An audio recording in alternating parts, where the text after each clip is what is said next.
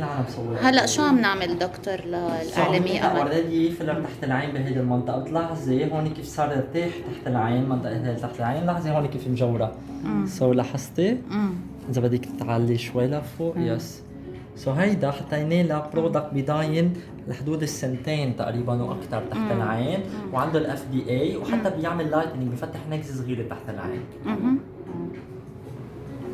هلا حنعمل الجهه الثانيه.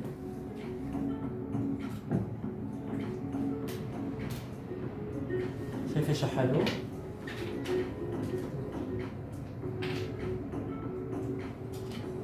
لا صح، حننتقل لك الثاني ميله. قرب اللي عنده جسم شوي لفوق. اوكي، بدي تشدي حالك شوي لفوق. اوكي، وطي راسك شوي. لا بليز ما تطرقي شيء. اوكي، وطي راسك شوي صغير لتحت. علي شوي. خلينا راسنا على النص بليز. عيونك لفوق. 3 2 1. حنعمل a very small entry point.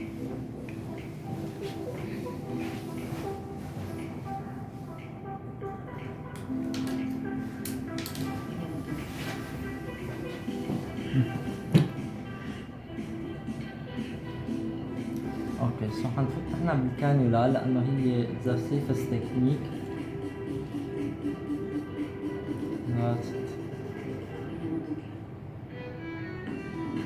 حنقطع شوي شوي بالكانيولا وهينا وصلنا. بنرجع نحط البرودكت تبعنا. تعال شوف كيف حيعطي.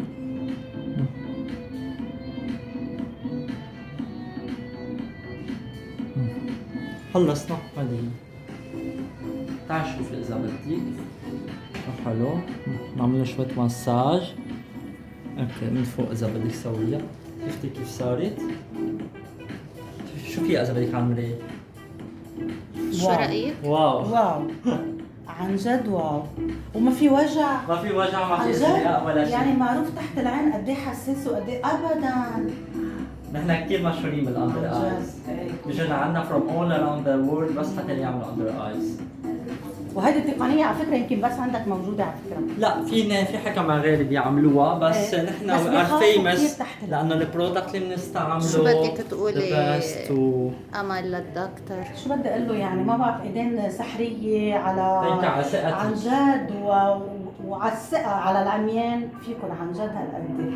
هالقد تكونوا موجودين بالكلينيك، هالقد، وايد خفيفه كثير، وبيكفي انه هو مزوق، بيعرف انت شو بدك من دون ما انت